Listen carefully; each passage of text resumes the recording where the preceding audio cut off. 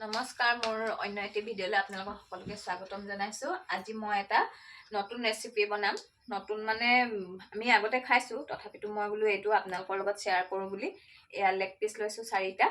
এই লেগ পিচকেইটা মই এতিয়া আজি কেনেদৰে বনাইছোঁ আপোনালোকৰ আগত শ্বেয়াৰ কৰিম। সেয়া ভিডিঅ'টো শেষলৈকে চাব, তেতিয়া বুজি পাব কেনেকৈ বনালোঁ। প্ৰথমতে মই লেগ পিচ 4টাই পেন এখনত লৈ লৈছোঁ। তাৰ অলপ ওপৰে ওপৰে এয়া ধনিয়া গুড়ি ছটিয়াই দিছোঁ।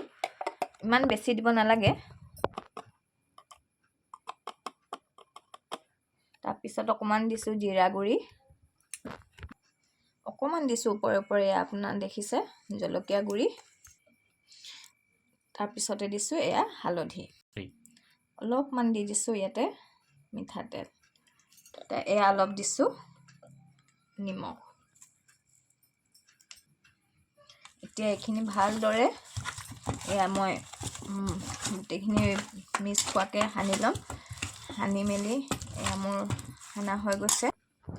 এইখিনি এতিয়া মেৰিনেট কৰা হৈ গ'ল। এতিয়া অলপ সময়ৰ কাৰণে এইখিনি ঢাকি থৈ দিওঁ। মই ফ্ৰাই পেন এখন লৈছোঁ। ফ্ৰাই পেনখনত ধনিয়া অকণমান দিছোঁ, গোটা ধনিয়া এয়া।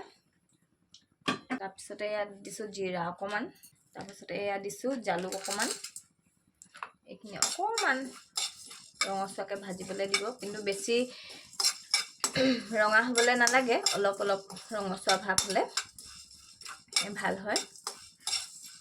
ইয়াতে মই দি দিম আদা অকণমান, এয়া ৰচুন কেইটামান, এয়া পিঁয়াজ দি দিছোঁ ইয়াতে একেলগে। পিছত এয়া কাটি থোৱা বিলাহী দি দিছোঁ।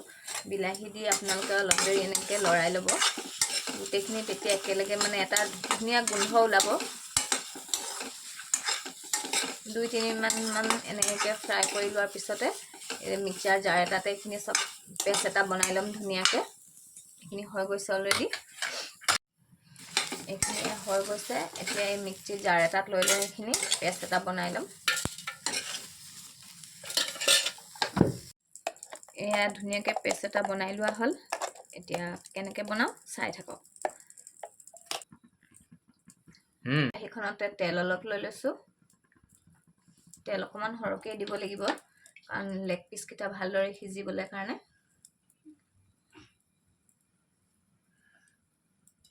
এয়া তেল গৰম হোৱাত মই তেজপাত এখিলামান দি দিছোঁ, লগতে এয়া লং, ইলাচি আৰু দালচেনি দি দিছোঁ। তাৰপাছতে কেঁচা জলকীয়া দি দিছোঁ আৰু এয়া পিঁয়াজ অকণমান দি দিছোঁ। অকণমান লৰাই পিঁয়াজখিনি অকণমান ৰঙচুৱা হোৱালে, পিঁয়াজখিনি ৰঙচুৱা হ'লে আমি অকণমান ভাজি থাকিম। এয়া দেখিছেনে পিঁয়াজখিনি অকণমান ৰঙচুৱা হৈ যোৱাৰ লগে লগে এয়া বনাই থোৱা পেষ্টখিনি আমি ইয়াতে দি দিম।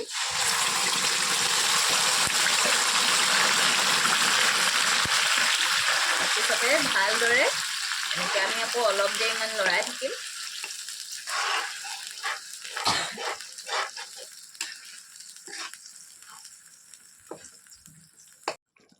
ইয়াতে অলপ হালধি গুড়ি দি দিছোঁ, লগতে সোৱাদ অনুযায়ী নিমখ দি দিছোঁ। মাংস যিমানে মানে লেগ পিচ যদি ডাঙৰ হয়, আপোনালোকে ডাঙৰ চাইজৰ মানে সোৱাদ অনুযায়ী দিব আৰু কিমানখিনি হয়। তাৰ অকণমান এনেকৈ লৰাই দিছোঁ।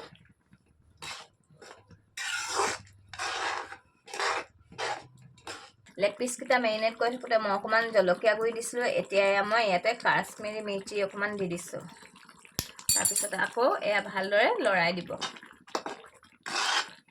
এতিয়া কাশ্মীৰী মিৰ্চাটো দি দিলে মানে কালাৰটো অকণমান ধুনীয়া হয়, ভাল লাগে দেখিবলৈ। এতিয়া ইয়াতে মই অকণমান দি দিম চিকেন মছলা। চিকেন মছলা দি আকৌ এনেকৈ ভালদৰে লৰাই দিম। ভালদৰে লৰাই লৰাই দেখিছেনে মছলাৰ পৰা এই তেলবোৰ যেনেকৈ বিৰিঙি বিৰিঙি উঠিছে। এতিয়া আমি গম পাম যে এয়া আমাৰ মছলা ভজা হৈ গ'ল।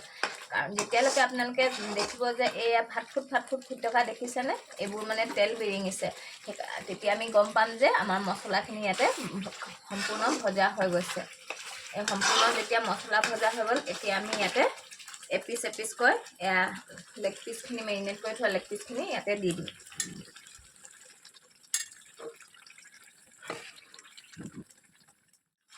তাৰপিছত ধুনীয়াকৈ এই মছলাখিনিৰ লগত মিক্স কৰি দিম। মিক্স কৰি এনেকেই 5 মিনিটমান আমি ভাজি থাকিম, কাৰণ ইয়াত যেনেকৈ এয়া দেখিছেনে লেগ পিচখিনি অকণমান কটাৰীৰে মানে কাটি দিয়া হৈছিলে ইয়াত মছলা সোমাবৰ কাৰণে। আমি 5 মিনিটমান একেৰাহে ইয়াত ভাজি থাকিম, তলিত লাগি নধৰে। এইখিনি ইয়াতে ধ্যান দিব যাতে মছলাখিনি জ্বলি নাযায় আৰু তলত লাগি নধৰে, কাৰণ জ্বলি গ'লে বৰ বেয়া গোন্ধ এটা ওলায় আৰু খাবলৈও সোৱাদ নহয়। এতিয়া 5 মিনিট একেৰাহে এনেকৈ ভাজি থাকিম। এয়া মোৰ 5 মিনিটমান ভাজি থকা হৈ গ'ল। এতিয়া ঢাকনি এখনেৰে ঢাক মাৰি দিম। ঢাকনি এখনেৰে ঢাক মাৰি দিয়া হ'ল। এতিয়া অলপ দেৰি এনেকৈ সিজিব, 2-3 মিনিটমান থাকিব। 2-3 মিনিটৰ পিছত মই আকৌ এনেকৈ উঠিয়াই আকৌ এবাৰ এনেকৈ লৰাই দিম, কাৰণ পিচখিনি অকণমান ডাঙৰকৈ আছে আৰু ইহঁতক সিজিবলৈও মানে ইটো চাইড সিটো চাইড হ'লেহে তাহাঁতি ভালকৈ সিজিবলৈ পাব। এয়া 2-3 মিনিটমান ভাজাৰ পিছতে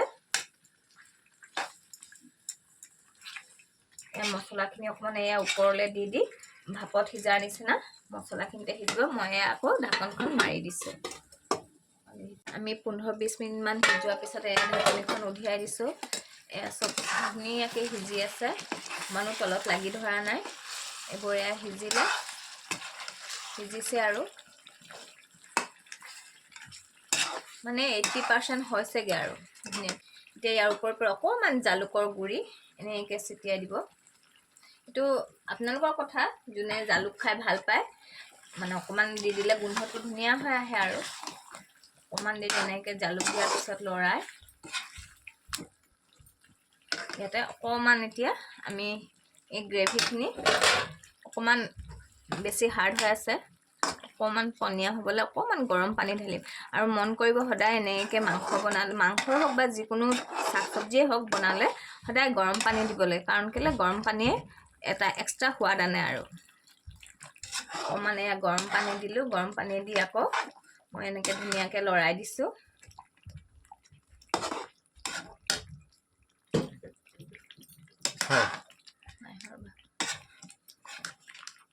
এতিয়া এয়া ধুনীয়াকৈ এইবোৰ এয়া সিজিবলৈ এৰি দিছোঁ। অলপ দেৰি এয়া গৰম পানীত সিজিব। প্ৰায় আমাৰ এয়া হৈয়ে গ'ল। অকণমান দেৰি সিজিবলৈ কাৰণে মছলাখিনিও পানী দিয়াৰ কাৰণে যিহেতু মছলাখিনি গোট হোৱা নাই, সেই একগোট হ'ব, সেইকাৰণে অলপ দেৰি। এয়া এইখিনি মোৰ হৈ গ'ল। কালাৰ দেখিছে ইমান ধুনীয়া আৰু গোন্ধ ওলাইছে ধুনীয়া, ইমান ধুনীয়া গোন্ধাইছে, একদম খাওঁ খাওঁ লাগি গৈছে একেবাৰে। আপোনালোকেও ট্ৰাই কৰিব, ভাল পাব খাই। কাৰণ আমি ইমান টকা পইচা খৰচা কৰি হোটেলত খাওঁ, কিন্তু অলপ সময় নষ্ট কৰি যদি আমি ঘৰতে এনেকৈ ফ্ৰেছ বনাই খাওঁ কিমান ভাল লাগিব আৰু খায়ো ভাল লাগিব। সেইকাৰণে তাৰপিছতে ইয়াতে এইখিনিতো অলৰেডি হৈ গ'ল। ইয়াৰ ওপৰত অকণমান সোৱাদ অনুযায়ী সোৱাদ হ'বলৈ অকণমান কস্তুৰী মেথি ছটিয়াই দিছোঁ ওপৰতে। কস্তুৰী মেথি ছটিয়াই পেলাই এয়া ঢাকনিখন লগাই দিছোঁ আকৌ।